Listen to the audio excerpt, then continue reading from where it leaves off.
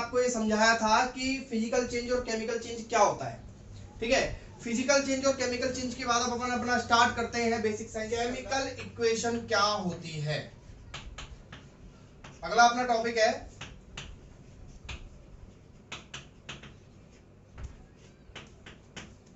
Chemical equation.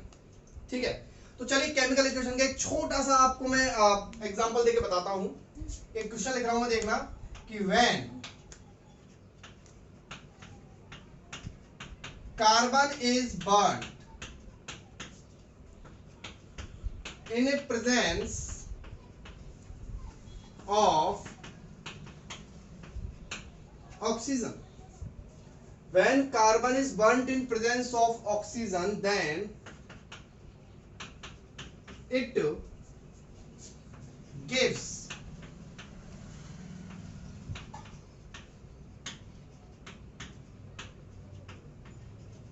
Carbon dioxide. आज का lecture बहुत इंपॉर्टेंट होने वाला है, बहुत ज्यादा इंपॉर्टेंट है, बहुत ध्यान से पढ़ें इसको।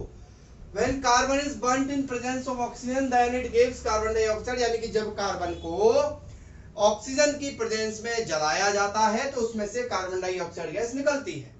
ये एक रिएक्शन है, क्लियर।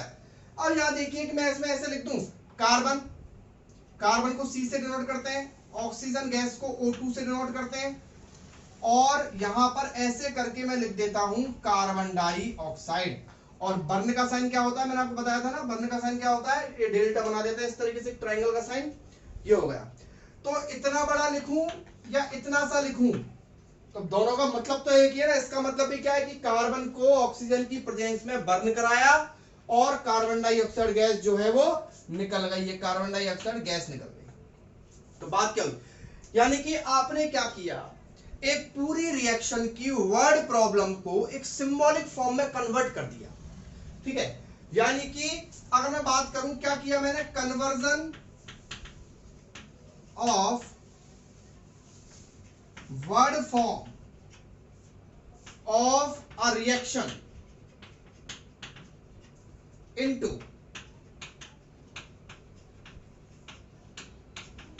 Symbolic form.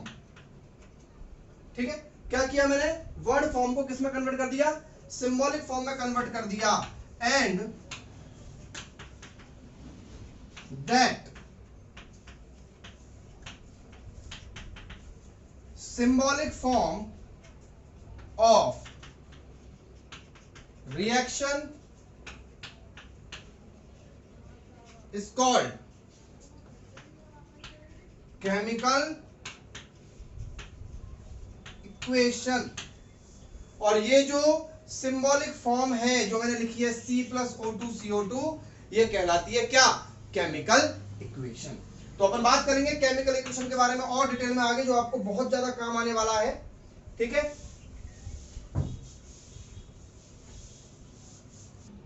ठीक है, तो कुछ केमिकल इक्वेशन के बारे में, जैसे मैंने सामने लिखा हुआ है C+O2 gives CO2, तो इसमें ये जो एरो का साइन है,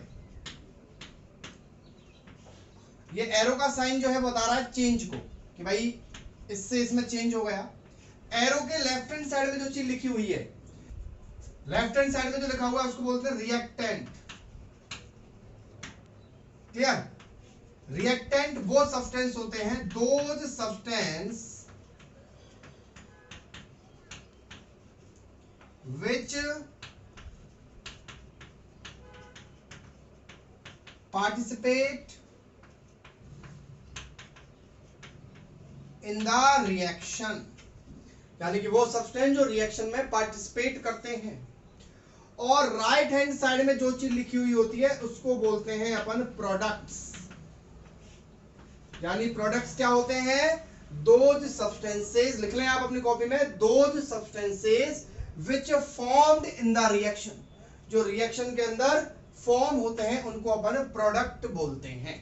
क्लियर, तो इधर वाली चीजों को बोला जाता है रिएक्टेंट और इधर वाली चीजों को बोला जाता है प्रोडक्ट। और बीच में जो एरो होता है वो चेंज बताता है। अगर आपको यहां पर, अच्छा एक चीज का आप ध्यान रखें, जैसे कार्बन जो है वो आपने लिया है सॉलिड स्टेट में या लिक्विड स्टेट में या गैस स्टेट में, जो भी, तो उसके नीचे लिखेंगे सॉलिड के लिए S, ऑक्सीजन ली थी मैंने गैस की फॉर्म में तो G, और यहां पर G। क्लियर है, तो यानी कि गैस के लिए तो G लगा देंगे ब्रैकेट में छोटा सा, क्लियर है? सॉलिड के लिए S लगा देंगे और लिक्विड के लिए L लगा देंगे। और गैस के लिए कभी कभार ऐसा एरो भी बनाया जाता है, जैसे CO2 है ना, तो इसके आगे गैस की जगह आप ऐसे लगा दो, ऐसे। तो इसका मतलब भी क्या होता है, ऊपर एरो लगा हुआ मिल जाए तो भी इसका मतलब क्या होता है कि भाई गैस बनी है। ठीक है, O2 है तो इसके आगे आप जीरा लिखना चाहो तो ऐसे लगा सकते हैं, तो इसका मतलब क्या, गैस है। तो अपने आप पता लग जाता है भाई गैस बन चुकी है। क्लियर है? सॉलिड और लिक्विड के लिए तो आपको S और L लिखना ही पड़ेगा।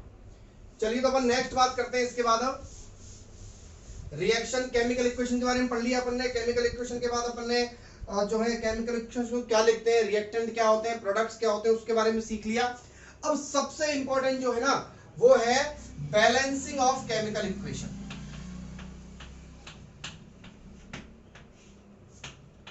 मतलब ये मान लो केमिकल इक्वेशन गलत मानी जाएगी जब तक वो रिएक्शन बैलेंस नहीं होगी। तो बैलेंसिंग ऑफ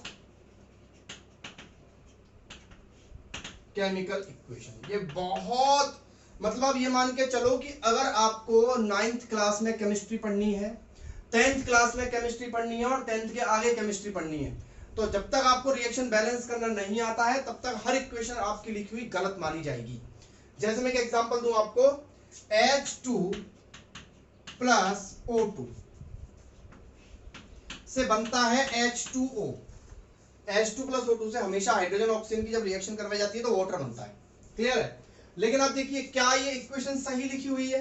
हाँ, अगर वर्ड्स में बोला जाए इसको कि भाई हाइड्रोजन और ऑक्सीजन को मिलाने पर क्या बनता है, वाटर बनता है, तो सही है। लेकिन अगर इसको देखा जाए तो ये गलत है। कैसे? हाइड्रोजन के कितने एटम है, यहाँ पर 2 एटम है। ऑक्सीजन के कितने एटम है, यहाँ पर 2 एटम है। प्रोडक्ट में आप देखिए हाइड्रोजन के कितने एटम है, 2 एटम है, बट ऑक्सीजन का कितना एटम है, 1 एटम है। तो फिर नॉर्मल सी बात है, रिएक्शन बैलेंस कहाँ हुई? ऐसा थोड़ा ना होता है। आप जितने रिएक्टेंट लोगे उतना ही तो प्रोडक्ट बनेगा। आपने आइस ली, 1 किलो वाटर लिया, 1 किलो वाटर से आपने आइस जमाई, तो क्या 1.5 किलो आइस थोड़ा जम जाएगी या फिर आधा किलो हो जाएगी? भाई जितना आप रिएक्टेंट का मास लेंगे उतना ही प्रोडक्ट का मास होगा। इसको अपन बोलते हैं कंजर्वेशन ऑफ मास, यानी मास हमेशा कंजर्व रहता है। तो उसके हिसाब से हम इसको बैलेंस करेंगे। तो आपसे अगर पूछ ले कोई कि रिएक्शन को बैलेंस क्यों किया जाता है, तो क्वेश्चन अपना बन गया कि why reaction balanced, reaction balance क्यों की जाती है, क्यों होती है? तो इसका आंसर क्या होगा? आंसर होगा according to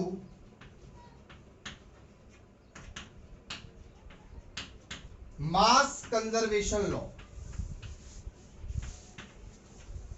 mass conservation law, the mass of reactants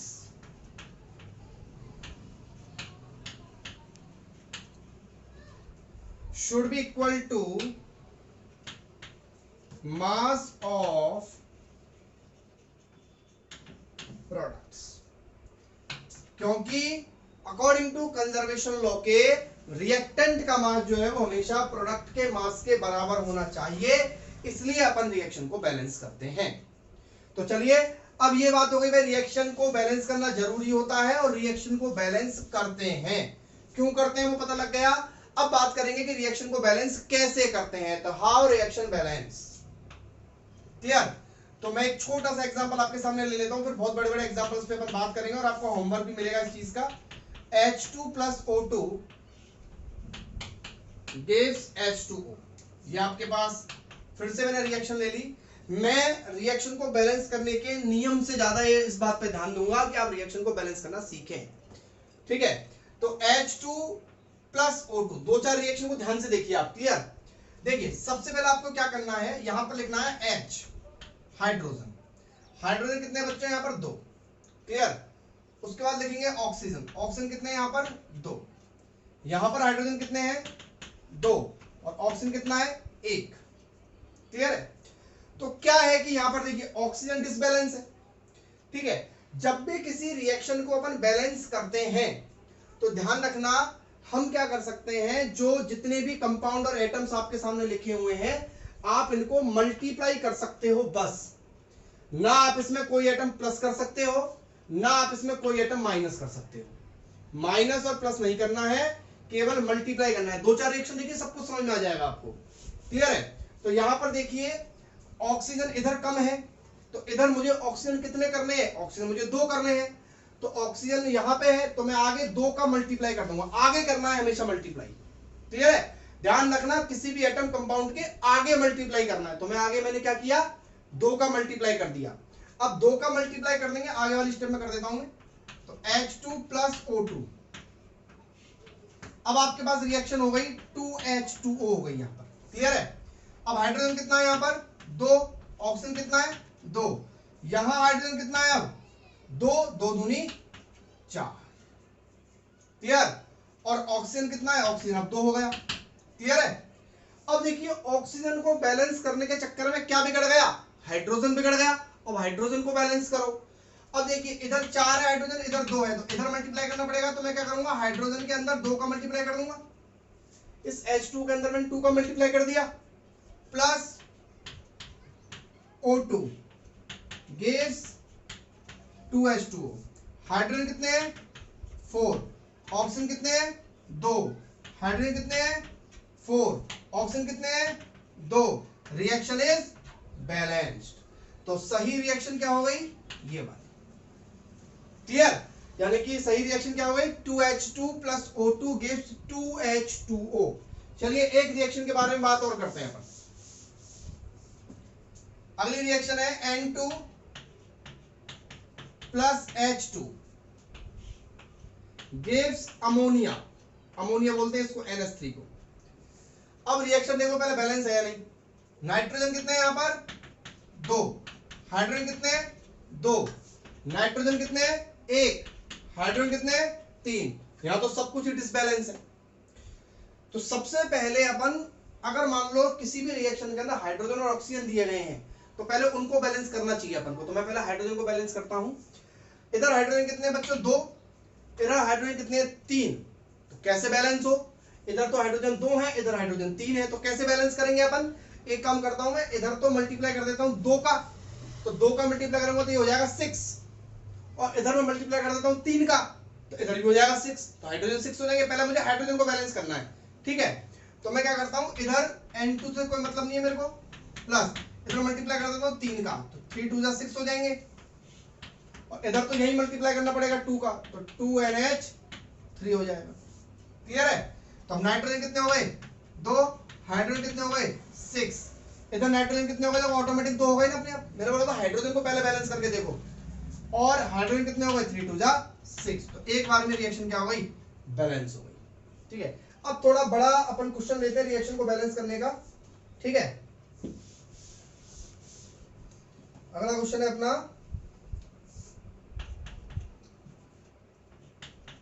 KClO3, KCl chlorine है, ठीक है, गिव्स KCl प्लस O2। इसको बैलेंस करते हैं। पोटेशियम कितना है 1, क्लोरीन कितना है 1, ऑक्सीजन कितना है 3। क्लियर? या देखिए पोटेशियम कितना है 1, क्लोरीन कितना है 1, ऑक्सीजन कितना है 2। पोटेशियम क्लोरीन तो ठीक है, ऑक्सीजन डिसबैलेंस है। क्या करेंगे, इधर मल्टीप्लाइड बाय 2 और इधर मल्टीप्लाइड बाय 3। समझ गए होंगे, 3 2 का 6 करना है, तो इधर 2 का मल्टीप्लाई करेंगे तो पूरे में होगा 2 KClO3। इधर करेंगे तो KCl में तो कोई दिक्कत नहीं है, ऑक्सीजन वाले पार्ट में होगा, तो ऑक्सीजन वाला पार्ट है 3O2। क्लियर? अब चेक करते हैं, पोटेशियम कितने हो गए बच्चों 2 हो गए, क्लोरीन कितने हो गए 2 हो गए, ऑक्सीजन कितने हो गए 6 हो गए। पोटेशियम कितना 1, क्लोरीन कितना 1, और ऑक्सीजन कितने 6। अब किसको बैलेंस करेंगे, पोटेशियम और क्लोरीन को। तो बोलो इधर 2 का मल्टीप्लाई कर दूं मैं, इधर 2 का मल्टीप्लाई कर देंगे तो क्या हो जाएगा, ये 2 हो जाएगा, और ये भी कितना हो जाएगा 2 हो जाएगा। अब देखिए बैलेंस है, तो क्या हो गई KClO3 2 KClO3 plus 2 KCl plus 3O2। तो देखिए आराम से बैलेंस हो गई ना। यानी कि कहने का मतलब है आपको जब तक रिएक्शन बैलेंस नहीं करोगे तब तक आप आगे की केमिस्ट्री पढ़ ही नहीं सकते हो। चलिए एक क्वेश्चन और लेते हैं अपन।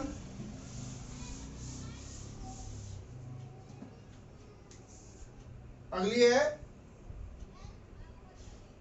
BaCl2 plus AgNO3 gives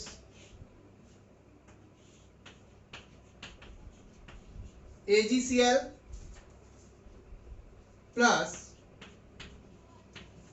BaNO3 का होल ट्वाइस। ठीक है, समझिए। अगर आपको ये रिएक्शन समझ में आ गई तो फिर आप आराम से कर सकते हैं, आपको होमवर्क भी दे दूंगा मैं। ठीक है, देखिए इधर बेरियम कितना है 1, क्लोरीन कितना है 2, सिल्वर कितना है 1, और पूरा NO3 ले लेता हूं मैं। ठीक है ना, पूरा नाइट्रेट कितना है 1। यहां देखिए Ag कितना है 1, क्लोरीन कितना है 1, बेरियम कितना है 1, और पूरा NO3 कितना है 2। अब बात करें सर हाइड्रोजन ऑक्सीजन की, बोला था आपने, वो तो है ही नहीं यहाँ पे, तो कोई बात नहीं, पहले NO3 को बैलेंस कर लेते हैं। NO3 वाले पार्ट में किसका मल्टीप्लाई करना है 2 का। क्लियर, तो ये हो जाएगा BaCl2, क्योंकि वहां पर NO3 कितना है, यहाँ पर NO3 1 है, यहाँ पर NO3 2 है, तो BaCl2 प्लस यहां कर दो 2AgNO3 कर दिया, तो नाइट्रेट कितने हो गए 2 हो गए। गिव्स, इसको ऐसे कैसे रहने दो, AgCl प्लस BaNO3 का होल ट्वाइस। क्लियर, अब देखिए यहां पर बेरियम कितना हो गया 1 है अभी भी, क्लोरीन कितने हैं 2 हैं, सिल्वर कितने हो गए यहाँ पर Ag, सिल्वर बोलते हैं Ag को, 2 हो गए, और नाइट्रेट कितने हो गए 2 हो गए। चलो नाइट्रेट तो बैलेंस हुआ अपना, है ना। सिल्वर कितना 1, क्लोरीन कितना 1, बेरियम कितना 1, नाइट्रेट कितना 2। अब अपन को Ag बैलेंस कर लेते हैं। Ag के लिए आपको इधर 2 का मल्टीप्लाई करना पड़ेगा, तो जब आप इससे 2 का मल्टीप्लाई करोगे तो इधर क्या हो जाएगा, BaCl2 plus 2AgNO3 gives 2AgCl plus BaNO3 का होल ट्वाइस।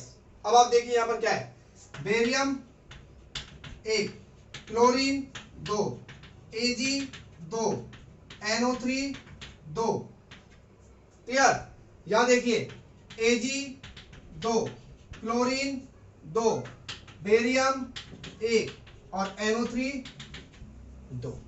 तो ऑटोमेटिकली सारी चीज बैलेंस हो चुकी है। जो सही रिएक्शन है वो कौन सी है, ये वाली। तो इस तरीके से अपन रिएक्शन को क्या कर सकते हैं बच्चों, बैलेंस करूं, जो आपको अपने कॉपी में करना है और मुझे कमेंट बॉक्स में उसके आंसर्स देने हैं। ठीक है, Mg plus HCl gives MgCl2 plus H2। एक तो आपको ये वाली रिएक्शन बैलेंस करनी है। अगर आपको रिएक्शन बैलेंस करना आ जाएगा तो आप ये समझ के मानिए कि आपको केमिस्ट्री में बहुत कुछ आ जाएगा, क्योंकि रिएक्शन बहुत इंपॉर्टेंट होती है बच्चों। ठीक है, विदाउट रिएक्शन केमिस्ट्री पढ़ना पॉसिबल ही नहीं है। NaCl plus NaOCl plus H2O, ये वाली रिएक्शन जो जो बच्चे कर ले मुझे कमेंट बॉक्स में लिख के बताइए सर हमने कर ली रिएक्शन। ठीक है, क्योंकि बहुत इंपॉर्टेंट रिएक्शन है, और नहीं होगी तो मैं आपको अगले लेक्चर में इसके बारे में बता दूंगा। N2 प्लस O2 NO2, ठीक है, और CaCO3 CaO प्लस CO2,